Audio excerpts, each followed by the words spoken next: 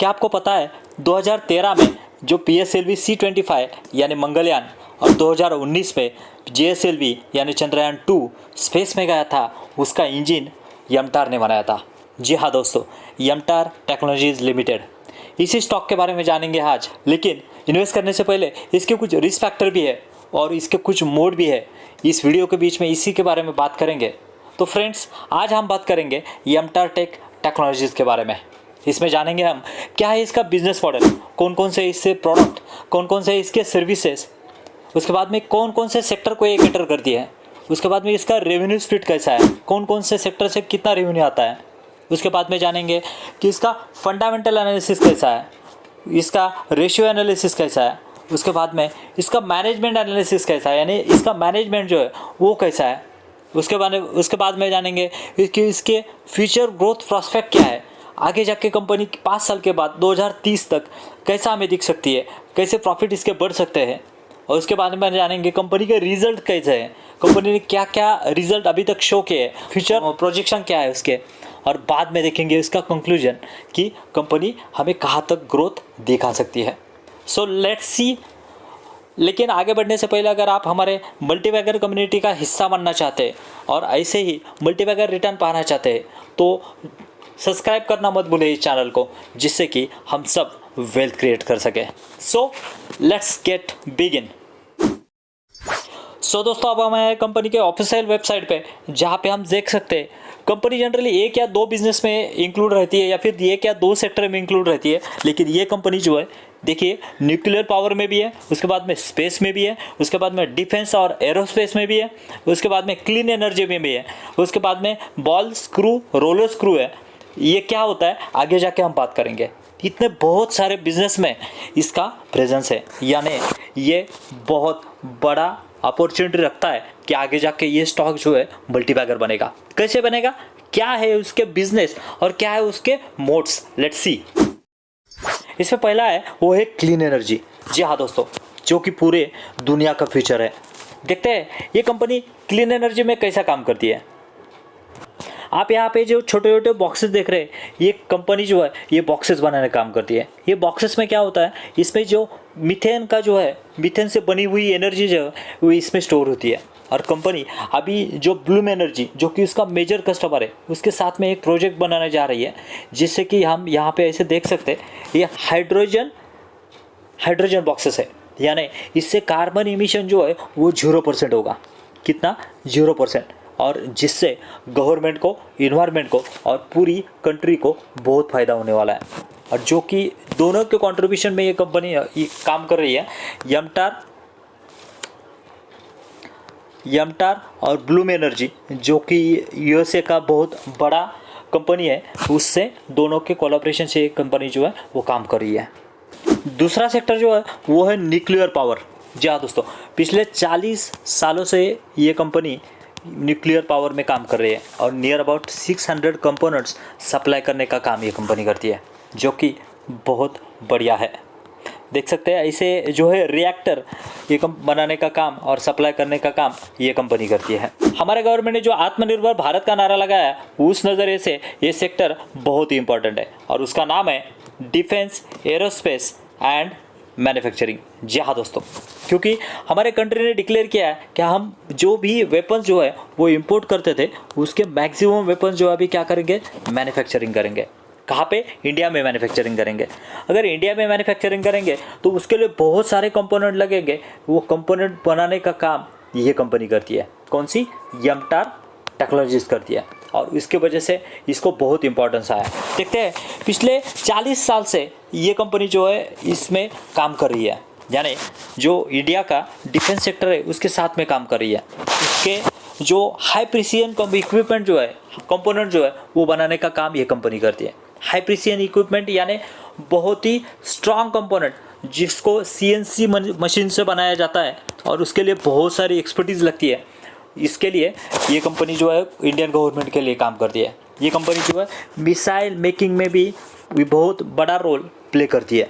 उसकी वजह से ये बहुत ही हाई एंट्री बैरियर हो जाता है, क्योंकि अगर डिफेंस का कोई है, समझो कोई रॉकेट बनाना है, रॉकेट बनाने के लिए अगर कोई कंपनी काम कर रही है तो अगर उसमें कुछ भी गलती हो गई कुछ भी गलती हो गई तो वो पूरा जो है वो उसके लिए जो जितना इन्वेस्टमेंट किया गया था वो पूरा फेल हो जाएगा। इसके लिए बहुत बारीकी से इसमें काम करना पड़ता है। सो एंट्री बैरियर है और ये जो है इसका बहुत बड़ा मोट है।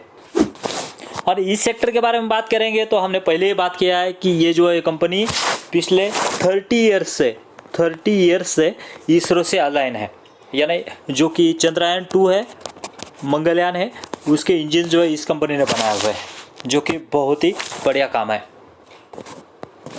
इसका आखिरी प्रोडक्ट है ये स्क्रू और बॉल्स। दोस्तों आपको लग रहा होगा कि ये बनाना बहुत आसान है, लेकिन अभी तक हम जो ये सारे स्क्रू और बॉल जो है वो दूसरी कंट्री से इंपोर्ट कर रहे हैं और यमटा ट्राई कर रही है कि आगे जाके ये स्क्रू और बॉल जो है सक्सेसफुली बना सके। अगर ये सक्सेसफुली बनाती है तो ये बनाने वाली इंडिया की पहली कंपनी होगी। जी हाँ दोस्तों, ये बहुत ही क्रिटिकल कंपोनेंट होते हैं जो कि स्पेस में, एरोस्पेस में या फिर डिफेंस में यहाँ पे लगते हैं। सो दोस्तों ये था कंपनी का बिजनेस मॉडल, कौन कौन से इसके प्रोडक्ट है, कौन कौन से ये सर्विसेज प्रोवाइड करती है, उसके बाद में कौन कौन से सेक्टर में इसका प्रेजेंस है, ये सब चीज़ें आज हमने इस वीडियो में अभी तक देखी। इसके बाद में देखेंगे कि इसका कौन कौन से सेक्टर से कितना रेवेन्यू आता है, यानी इसका रेवेन्यू स्प्लिट कैसा है। Let's see friends, revenue breakup के बारे में बात करेंगे तो नियर अबाउट 59% रेवेन्यू जो है वो क्लीन एनर्जी से आता है। इसका means near about fuel cell, hydraulic boxes, जैसे कि मैंने बताया था कि जीरो कार्बन इमिशन जो प्रोजेक्ट है उनका, उनसे आता है। उसके बाद में नियर अबाउट 17% रेवेन्यू जो है वो फिर से क्लीन एनर्जी से आता है, जो कि सिविल न्यूक्लियर पावर, ये दोनों का मिला के हम देखेंगे तो नियर अबाउट 76% रेवेन्यू जो है वो पूरा क्लीन एनर्जी से आता है। ये जो है इसका जो है कंपनी का एक मेजर रेवेन्यू सोर्स है। इसके बारे में देखेंगे तो स्पेस से जो है कंपनी को नियर अबाउट 12% का रेवेन्यू आता है। उसके बाद में डिफेंस से जो है वो कंपनी का 4% रेवेन्यू आता है और बाकी के प्रोडक्ट और सर्विसेज जो है उससे कंपनी का नियर अबाउट 10% रेवेन्यू आता है। तो ये है कंपनी का टोटल रेवेन्यू ब्रेकअप।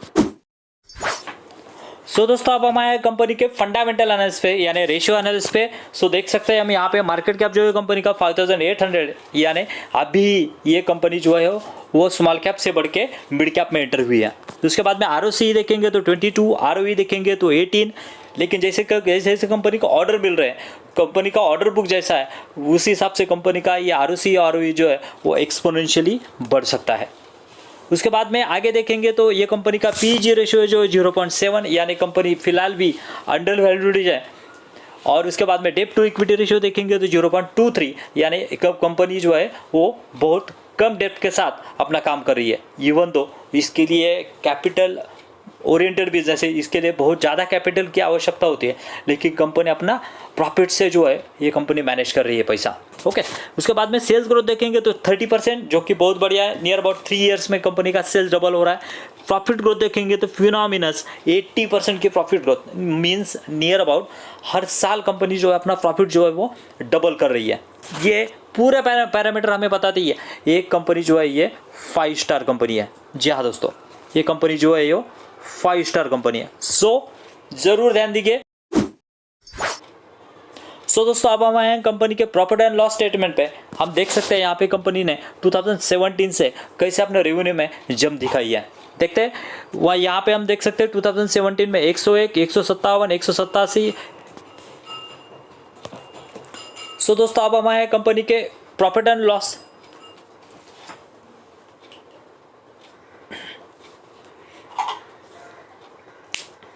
सो दोस्तों अब हम आए हैं कंपनी के ईयरली रिजल्ट पे। हम देख सकते हैं कंपनी ने 2017 में जो सो दोस्तों अब हम आए हैं कंपनी के ईयरली रिजल्ट पे, जहाँ पे हम देख सकते हैं कंपनी 2017 में जहाँ पे 101% का सो दोस्तों अब हम आए हैं कंपनी के ईयरली रिजल्ट पे, जहाँ पे हम देख सकते हैं कंपनी ने 2017 में 101 करोड़ का बिजनेस किया था। उसके बाद में 157, 184, 214, 286, 322 और अभी 2023 में कंपनी ने 573 का बिजनेस किया है। यानी बहुत ही बढ़िया तरीके से कंपनी ने अपना रेवेन्यू जो है वो बढ़ाया है।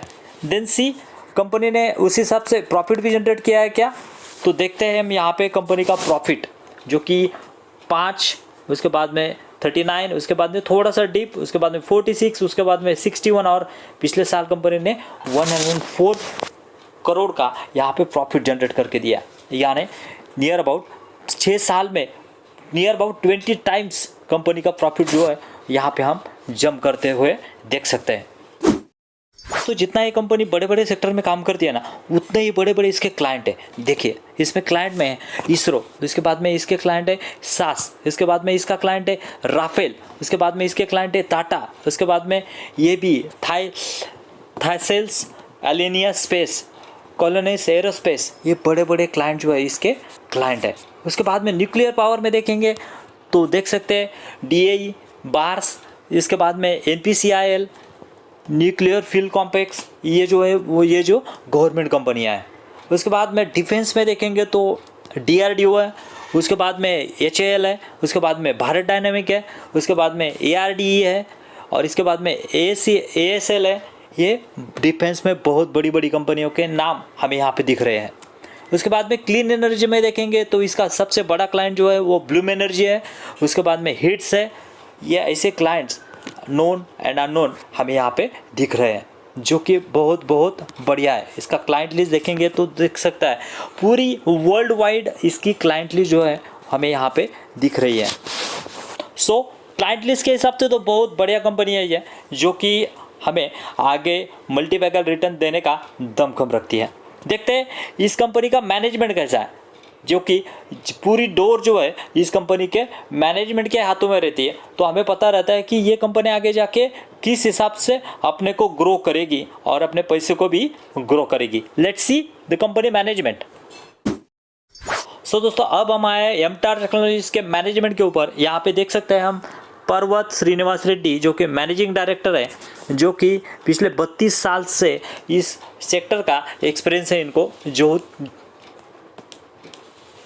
सो दोस्तों अब हम आए कंपनी के मैनेजमेंट के ऊपर। यहाँ पे हम देख सकते हैं पर्वत श्रीनिवास रेड्डी जो कि कंपनी के मैनेजिंग डायरेक्टर एंड प्रोमोटर है, जिन्होंने कंपनी की स्थापना की है। उनको नियर अबाउट 32 ईयर्स का एक्सपीरियंस है इस सेक्टर में, यानी ह्यूज एक्सपीरियंस है। इसी वजह से इतना क्लाइंट बेस, इतना जो है गवर्नमेंट से अटैचमेंट वो हासिल कर सके। उसके बाद में गुणेश्वरा राव जो कि CFO है, उसके बाद में प्रवीण कुमार रेड्डी जो कि एग्जीक्यूटिव डायरेक्टर, उनको भी नियर अबाउट 22 ईयर्स का एक्सपीरियंस है। यानी ये आगे अंशुमन रेड्डी जो कि एग्जीक्यूटिव डायरेक्टर है, ये भी बहुत बढ़िया तरीके से यहाँ पे काम कर रहे हैं। और ये जो पूरा एक्सपीरियंस मैनेजमेंट हमें यहाँ पे दिख रहा है, उसी वजह से बहुत सारे फील्ड में, बहुत सारे सेक्टर में, बहुत सारी कंट्रीज़ में ये अपना प्रेजेंस जो है यहाँ पे बना सके। सो दोस्तों अब हम आए कंपनी के बैलेंस शीट के ऊपर। और बैलेंस शीट ही वो चीज़ होती है जो हमें दर्शाती है कि कंपनी के फाउंडेशन से लेकर स्टिल कंपनी का प्रेजेंस में पूरी जो जर्नी रही है वो कैसे रही है, यानी कंपनी ने बिजनेस कैसा किया है, वो पूरा उसका मिरर है हमें इस बैलेंस शीट में दिख जाता है। So let's see balance sheet कैसी है कंपनी की। हम देख सकते हैं कंपनी का यहाँ पे जो रिजर्व है वो कंटिन्यूसली बढ़ रहा है, जो कि बहुत बढ़िया चीज़ है। यानी यहाँ से देख सकते हैं हम नियर अबाउट 166 से यहाँ पे रिजर्व जो है अभी 590 है। और कंपनी का बोरोइंग जो है वो देखिए, बोरोइंग जो है शुरुआत में तो ज़्यादा था, उसके बाद में कम, लेकिन अभी जो है बोरोइंग जो है बढ़ा है। क्यों बढ़ा है? क्योंकि कंपनी का बिजनेस बढ़ने जा रहा है, क्योंकि बस कंपनी का जो है वो क्लाइंट बेस बढ़ने जा रहा है। इसी वजह से कंपनी ने जो है वो डेप्ट लेकर रखा है। और आगे जाके कंपनी का जो है बिजनेस बढ़ेगा तो वो धीरे धीरे वो है जो बोरिंग्स है वो भी कम हो जाएंगी। सो दोस्तों ये था एमटार टेक्नोलॉजीज लिमिटेड का पूरा फंडामेंटल एनालिसिस। आई होप आपको अच्छा लगा होगा। तो लाइक, कमेंट और चैनल को सब्सक्राइब करना मत भूलिए, क्योंकि ऐसे ही वीडियो हम लाते रहते हैं। फिर मिलेंगे ऐसे ही किसी और वीडियो में। तब तक के लिए थैंक यू वेरी मच। जय हिंद।